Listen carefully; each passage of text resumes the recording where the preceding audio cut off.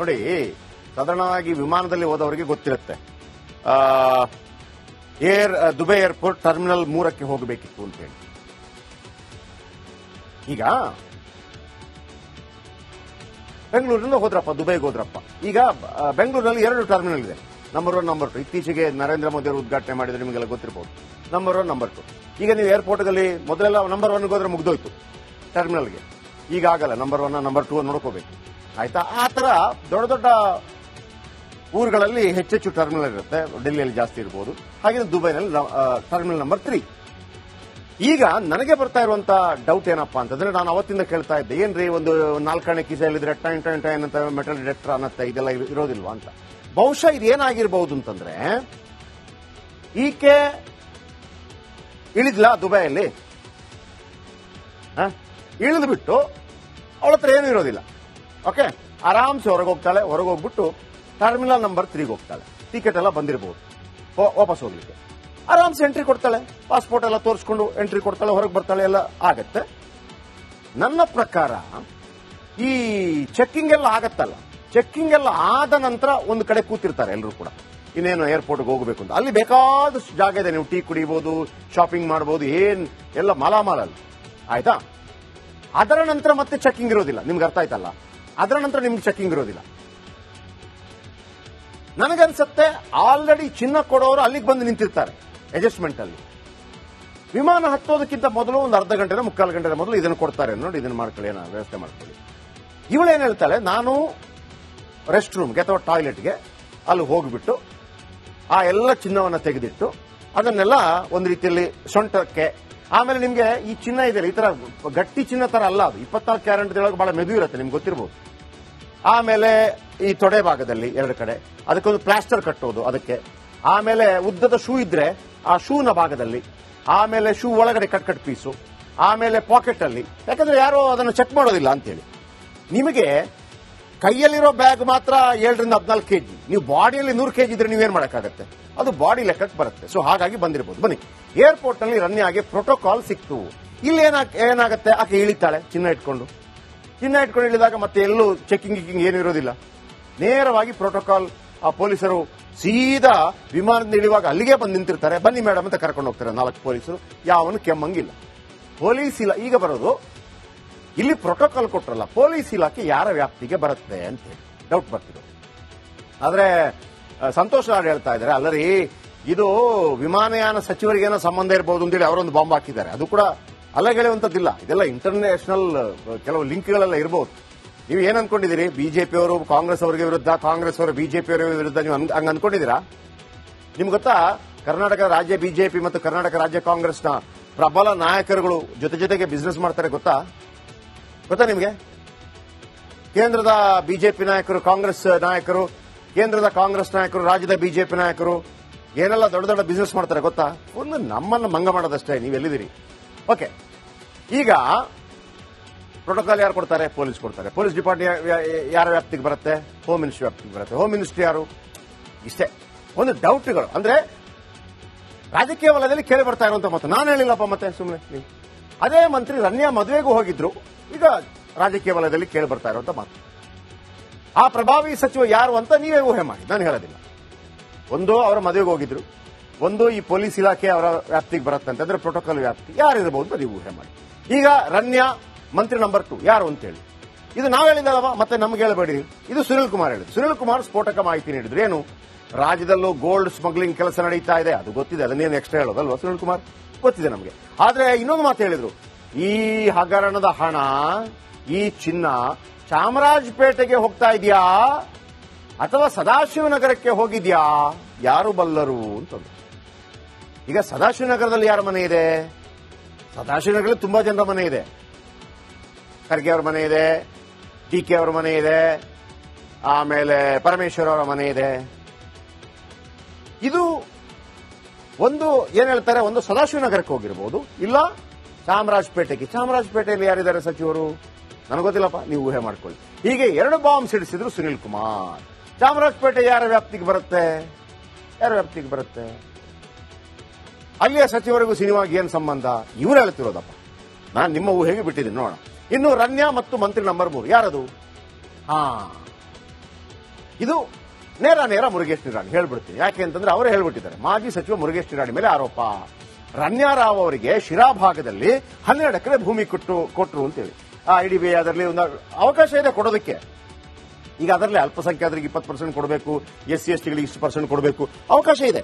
ಇವ್ರಿಗೆ ಯಾವುದೋ ಜಾತಿ ವಿಚಾರದಲ್ಲಿ ಸಿಕ್ಕಿರಬಹುದು, ಅಥವಾ ನಾವೇನೋ ಇದು ಮಾಡ್ತೀವಿ, ಕೈಗಾರಿಕೆ ಮಾಡ್ತೀವಿ ಅಂತ. ಆದ್ರೆ ಡೌಟ್ ಬರ್ದಿರೋದೇನು ಗೊತ್ತಾ, ಈ ರಣ್ಯನ ಬದಲಿಗೆ ಯಾರೋ ರಾಮಪ್ಪ, ಕೃಷ್ಣಪ್ಪ, ವೆಂಕಣ್ಣ, ಸೀನಣ್ಣ ಅಥವಾ ಕಮಲಾಕ್ಷಿ, ಜಲಜಾಕ್ಷಿ ಇವರೇನಾದ್ರೂ ಅಪ್ಲಿಕೇಶನ್ ಹಾಕಿದ್ದಿದ್ರೆ 3-3.5 ವರ್ಷ ಬೇಕು.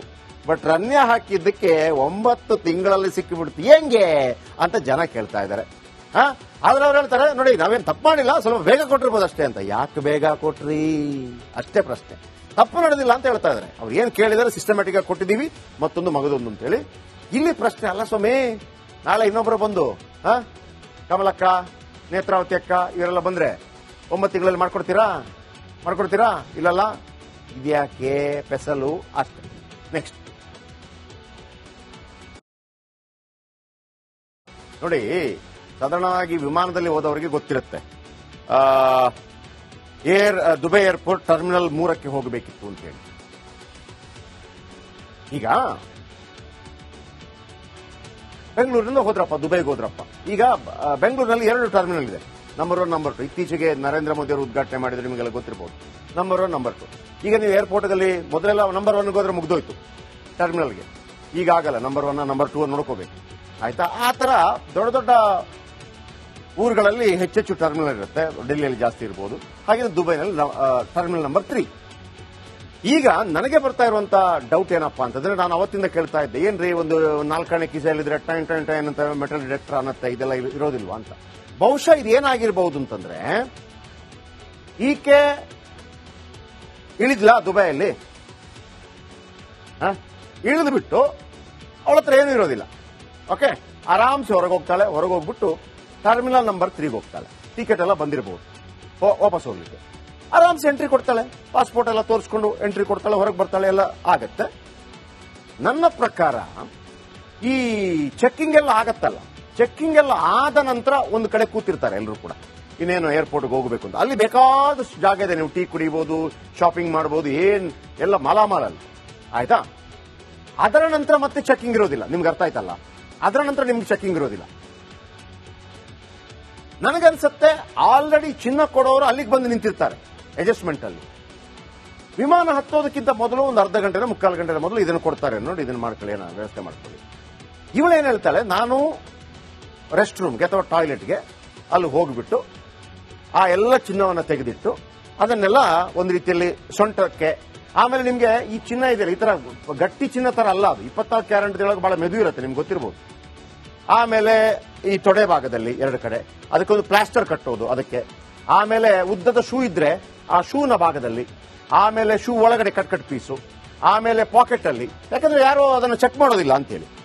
ನಿಮಗೆ ಕೈಯಲ್ಲಿರೋ ಬ್ಯಾಗ್ ಮಾತ್ರ 7ರಿಂದ 14 kg, ನೀವು ಬಾಡಿಯಲ್ಲಿ 100 kg ಇದ್ರೆ ನೀವೇನ್ ಮಾಡಕ್ಕಾಗತ್ತೆ, ಅದು ಬಾಡಿ ಲೆಕ್ಕಕ್ಕೆ ಬರುತ್ತೆ. ಸೊ ಹಾಗಾಗಿ ಬಂದಿರಬಹುದು. ಬನ್ನಿ, ಏರ್ಪೋರ್ಟ್ ನಲ್ಲಿ ರನ್ಯಾಗೆ ಪ್ರೋಟೋಕಾಲ್ ಸಿಕ್ತು. ಇಲ್ಲಿ ಏನಾಗುತ್ತೆ, ಆಕೆ ಇಳಿತಾಳೆ ಚಿನ್ನ ಇಟ್ಕೊಂಡು ಇಳಿದಾಗ ಮತ್ತೆ ಎಲ್ಲೂ ಚೆಕಿಂಗ್ ಏನಿರೋದಿಲ್ಲ, ನೇರವಾಗಿ ಪ್ರೋಟೋಕಾಲ್. ಆ ಪೊಲೀಸರು ಸೀದಾ ವಿಮಾನದಿಂದ ಇಳಿಯುವಾಗ ಅಲ್ಲಿಗೆ ಬಂದು ನಿಂತಿರ್ತಾರೆ, ಬನ್ನಿ ಮೇಡಮ್ ಅಂತ ಕರ್ಕೊಂಡು ಹೋಗ್ತಾರೆ 4 ಪೊಲೀಸರು. ಯಾವನು ಕೆಮ್ಮಂಗಿಲ್ಲ. ಪೊಲೀಸ್ ಇಲ್ಲ ಈಗ ಬರೋದು, ಇಲ್ಲಿ ಪ್ರೋಟೋಕಾಲ್ ಕೊಟ್ರಲ್ಲ, ಪೊಲೀಸ್ ಇಲಾಖೆ ಯಾರ ವ್ಯಾಪ್ತಿಗೆ ಬರುತ್ತೆ ಅಂತೇಳಿ ಡೌಟ್ ಬರ್ತಿರೋದು. ಆದ್ರೆ ಸಂತೋಷ್ ಲಾಡ್ ಹೇಳ್ತಾ ಇದ್ದಾರೆ, ಅಲ್ಲರಿ ಇದು ವಿಮಾನಯಾನ ಸಚಿವರಿಗೇನೋ ಸಂಬಂಧ ಇರಬಹುದು ಅಂತೇಳಿ ಅವರೊಂದು ಬಾಂಬ್ ಹಾಕಿದ್ದಾರೆ. ಅದು ಕೂಡ ಅಲ್ಲಗೆಳೆಯುವಂತದ್ದಿಲ್ಲ, ಇದೆಲ್ಲ ಇಂಟರ್ನ್ಯಾಷನಲ್ ಕೆಲವು ಲಿಂಕ್ಗಳೆಲ್ಲ ಇರಬಹುದು. ನೀವು ಏನ್ ಅನ್ಕೊಂಡಿದ್ದೀರಿ, ಬಿಜೆಪಿ ಅವರು ಕಾಂಗ್ರೆಸ್ ಅವರಿಗೆ ವಿರುದ್ಧ, ಕಾಂಗ್ರೆಸ್ ಅವರು ಬಿಜೆಪಿ ಅವರಿಗೆ ವಿರುದ್ಧ, ನೀವು ಹಂಗ ಅನ್ಕೊಂಡಿದ್ದೀರಾ? ನಿಮ್ಗೆ ಗೊತ್ತಾ, ಕರ್ನಾಟಕ ರಾಜ್ಯ ಬಿಜೆಪಿ ಮತ್ತು ಕರ್ನಾಟಕ ರಾಜ್ಯ ಕಾಂಗ್ರೆಸ್ನ ಪ್ರಬಲ ನಾಯಕರುಗಳು ಜೊತೆಗೆ ಬಿಸಿನೆಸ್ ಮಾಡ್ತಾರೆ, ಗೊತ್ತಾ ನಿಮಗೆ? ಕೇಂದ್ರದ ಬಿಜೆಪಿ ನಾಯಕರು, ಕಾಂಗ್ರೆಸ್ ನಾಯಕರು, ಕೇಂದ್ರದ ಕಾಂಗ್ರೆಸ್ ನಾಯಕರು, ರಾಜ್ಯದ ಬಿಜೆಪಿ ನಾಯಕರು ಏನೆಲ್ಲ ದೊಡ್ಡ ಬಿಸಿನೆಸ್ ಮಾಡ್ತಾರೆ ಗೊತ್ತಾ? ಫುಲ್ ನಮ್ಮನ್ನು ಮಂಗ ಮಾಡೋದಷ್ಟೇ. ನೀವು ಎಲ್ಲಿದ್ದೀರಿ? ಓಕೆ, ಈಗ ಪ್ರೋಟೋಕಾಲ್ ಯಾರು ಕೊಡ್ತಾರೆ? ಪೊಲೀಸ್ ಕೊಡ್ತಾರೆ. ಪೊಲೀಸ್ ಡಿಪಾರ್ಟ್ಮೆಂಟ್ ಯಾರ ವ್ಯಾಪ್ತಿಗೆ ಬರುತ್ತೆ? ಹೋಮ್ ಮಿನಿಸ್ಟ್ರಿ ವ್ಯಾಪ್ತಿಗೆ ಬರುತ್ತೆ. ಹೋಮ್ ಮಿನಿಸ್ಟ್ರಿ ಯಾರು? ಇಷ್ಟೇ ಒಂದು ಡೌಟ್ಗಳು. ಅಂದ್ರೆ ರಾಜಕೀಯ ವಲಯದಲ್ಲಿ ಕೇಳಿ ಬರ್ತಾ ಇರುವಂತ ಮಾತು. ನಾನು ಹೇಳಿಲ್ಲಪ್ಪ, ಮತ್ತೆ ಸುಮ್ಮನೆ ಅದೇ ಮಂತ್ರಿ ರನ್ಯಾ ಮದುವೆಗೂ ಹೋಗಿದ್ರು, ಈಗ ರಾಜಕೀಯ ವಲಯದಲ್ಲಿ ಕೇಳಿ ಬರ್ತಾ ಇರುವಂತ ಮಾತು. ಆ ಪ್ರಭಾವಿ ಸಚಿವ ಯಾರು ಅಂತ ನೀವೇ ಊಹೆ ಮಾಡಿ, ನಾನು ಹೇಳೋದಿಲ್ಲ. ಒಂದು ಅವರ ಮದುವೆಗೆ ಹೋಗಿದ್ರು, ಒಂದು ಈ ಪೊಲೀಸ್ ಇಲಾಖೆ ಅವರ ವ್ಯಾಪ್ತಿಗೆ ಬರುತ್ತೆ ಅಂತಂದ್ರೆ ಪ್ರೋಟೋಕಾಲ್ ವ್ಯಾಪ್ತಿ ಯಾರಿರಬಹುದು ಅಂತ ನೀವು ಊಹೆ ಮಾಡಿ. ಈಗ ರನ್ಯಾ ಮಂತ್ರಿ ನಂಬರ್ 2 ಯಾರು ಅಂತ ಹೇಳಿ, ಇದು ನಾವು ಹೇಳಿದಲ್ವಾ, ಮತ್ತೆ ನಮ್ಗೆ ಹೇಳಬೇಡಿ. ಇದು ಸುನಿಲ್ ಕುಮಾರ್ ಹೇಳಿದ್ರು. ಸುನಿಲ್ ಕುಮಾರ್ ಸ್ಫೋಟಕ ಮಾಹಿತಿ ನೀಡಿದ್ರು. ಏನು, ರಾಜ್ಯದಲ್ಲೂ ಗೋಲ್ಡ್ ಸ್ಮಗ್ಲಿಂಗ್ ಕೆಲಸ ನಡೀತಾ ಇದೆ, ಅದು ಗೊತ್ತಿದೆ, ಅದನ್ನೇನು ಎಕ್ಸ್ಟ್ರಾ ಹೇಳೋದಲ್ವಾ ಸುನಿಲ್ ಕುಮಾರ್, ಗೊತ್ತಿದೆ ನಮಗೆ. ಆದ್ರೆ ಇನ್ನೊಂದು ಮಾತು ಹೇಳಿದ್ರು, ಈ ಹಗರಣದ ಹಣ, ಈ ಚಿನ್ನ ಚಾಮರಾಜಪೇಟೆಗೆ ಹೋಗ್ತಾ ಇದೆಯಾ ಅಥವಾ ಸದಾಶಿವನಗರಕ್ಕೆ ಹೋಗಿದ್ಯಾ, ಯಾರು ಬಲ್ಲರು ಅಂತಂದ್ರು. ಈಗ ಸದಾಶಿವನಗರದಲ್ಲಿ ಯಾರ ಮನೆ ಇದೆ? ಸದಾಶಿವನಗರದಲ್ಲಿ ತುಂಬಾ ಜನರ ಮನೆ ಇದೆ. ಖರ್ಗೆ ಅವರ ಮನೆ ಇದೆ, DK ಅವರ ಮನೆ ಇದೆ, ಆಮೇಲೆ ಪರಮೇಶ್ವರ್ ಅವರ ಮನೆ ಇದೆ. ಇದು ಒಂದು ಏನ್ ಹೇಳ್ತಾರೆ, ಒಂದು ಸದಾಶಿವನಗರಕ್ಕೆ ಹೋಗಿರಬಹುದು, ಇಲ್ಲ ಚಾಮರಾಜಪೇಟೆಗೆ. ಚಾಮರಾಜಪೇಟೆಯಲ್ಲಿ ಯಾರಿದ್ದಾರೆ ಸಚಿವರು ನನಗೆ ಗೊತ್ತಿಲ್ಲಪ್ಪ, ನೀವು ಊಹೆ ಮಾಡ್ಕೊಳ್ಳಿ. ಹೀಗೆ 2 ಬಾಂಬ್ ಸಿಡಿಸಿದ್ರು ಸುನಿಲ್ ಕುಮಾರ್. ಚಾಮರಾಜಪೇಟೆ ಯಾರ ವ್ಯಾಪ್ತಿಗೆ ಬರುತ್ತೆ? ಯಾರ ವ್ಯಾಪ್ತಿಗೆ ಬರುತ್ತೆ? ಅಲ್ಲಿಯ ಸಚಿವರಿಗೂ ಸಿನಿಮಾಗೆ ಏನ್ ಸಂಬಂಧ? ಇವ್ರು ಹೇಳ್ತಿರೋದಪ್ಪ, ನಾನು ನಿಮ್ಮ ಊಹೆಗೆ ಬಿಟ್ಟಿದ್ದೀನಿ, ನೋಡೋಣ. ಇನ್ನು ರನ್ಯಾ ಮತ್ತು ಮಂತ್ರಿ ನಂಬರ್ 3 ಯಾರದು? ಇದು ನೇರ ಮುರುಗೇಶ್ ನಿರಾಣಿ ಹೇಳ್ಬಿಡ್ತೀನಿ. ಯಾಕೆ ಅಂತಂದ್ರೆ ಅವರೇ ಹೇಳ್ಬಿಟ್ಟಿದ್ದಾರೆ, ಮಾಜಿ ಸಚಿವ ಮುರುಗೇಶ್ ನಿರಾಣಿ ಮೇಲೆ ಆರೋಪ. ರನ್ಯಾ ರಾವ್ ಅವರಿಗೆ ಶಿರಾ ಭಾಗದಲ್ಲಿ 12 ಎಕರೆ ಭೂಮಿ ಕೊಟ್ಟರು ಅಂತೇಳಿ. IDB ಅದರಲ್ಲಿ ಒಂದು ಅವಕಾಶ ಇದೆ ಕೊಡೋದಕ್ಕೆ. ಈಗ ಅದರಲ್ಲಿ ಅಲ್ಪಸಂಖ್ಯಾತರಿಗೆ 20% ಕೊಡಬೇಕು, SC STಗಳಿಗೆ ಇಷ್ಟು % ಕೊಡಬೇಕು, ಅವಕಾಶ ಇದೆ. ಇವ್ರಿಗೆ ಯಾವುದೋ ಜಾತಿ ವಿಚಾರದಲ್ಲಿ ಸಿಕ್ಕಿರಬಹುದು, ಅಥವಾ ನಾವೇನೋ ಇದು ಮಾಡ್ತೀವಿ, ಕೈಗಾರಿಕೆ ಮಾಡ್ತೀವಿ ಅಂತ. ಆದ್ರೆ ಡೌಟ್ ಬರ್ದಿರೋದೇನು ಗೊತ್ತಾ, ಈ ರನ್ಯನ ಬದಲಿಗೆ ಯಾರೋ ರಾಮಪ್ಪ, ಕೃಷ್ಣಪ್ಪ, ವೆಂಕಣ್ಣ, ಸೀನಣ್ಣ ಅಥವಾ ಕಮಲಾಕ್ಷಿ, ಜಲಜಾಕ್ಷಿ ಇವರೇನಾದ್ರೂ ಅಪ್ಲಿಕೇಶನ್ ಹಾಕಿದ್ದಿದ್ರೆ 3-3.5 ವರ್ಷ ಬೇಕು. ಬಟ್ ರನ್ಯಾ ಹಾಕಿದ್ದಕ್ಕೆ 9 ತಿಂಗಳಲ್ಲಿ ಸಿಕ್ಕಿಬಿಡ್ತು, ಹೆಂಗೆ ಅಂತ ಜನ ಕೇಳ್ತಾ ಇದ್ದಾರೆ. ಆದ್ರೆ ಅವ್ರು ಹೇಳ್ತಾರೆ, ನೋಡಿ ನಾವೇನು ತಪ್ಪು ಮಾಡಿಲ್ಲ, ಸ್ವಲ್ಪ ಬೇಗ ಕೊಟ್ಟಿರ್ಬೋದು ಅಷ್ಟೇ ಅಂತ. ಯಾಕೆ ಬೇಗ ಕೊಟ್ರಿ ಅಷ್ಟೇ ಪ್ರಶ್ನೆ. ತಪ್ಪು ನಡೆದಿಲ್ಲ ಅಂತ ಹೇಳ್ತಾ ಇದ್ದಾರೆ. ಅವ್ರು ಏನ್ ಕೇಳಿದರೆ ಸಿಸ್ಟಮ್ಯಾಟಿಕ್ ಆಗಿ ಕೊಟ್ಟಿದ್ದೀವಿ, ಮತ್ತೊಂದು ಮಗದೊಂದು ಅಂತೇಳಿ. ಇಲ್ಲಿ ಪ್ರಶ್ನೆ ಅಲ್ಲ ಸ್ವಾಮಿ, ನಾಳೆ ಇನ್ನೊಬ್ಬರು ಬಂದು ಕಮಲಕ್ಕ, ನೇತ್ರಾವತಿ ಅಕ್ಕ ಇವರೆಲ್ಲ ಬಂದ್ರೆ 9 ತಿಂಗಳಲ್ಲಿ ಮಾಡ್ಕೊಡ್ತೀರಾ? ಇಲ್ಲಲ್ಲ, ಇದ್ಯಾಕೆ ಫೆಸಲು ಅಷ್ಟೇ. ನೆಕ್ಸ್ಟ್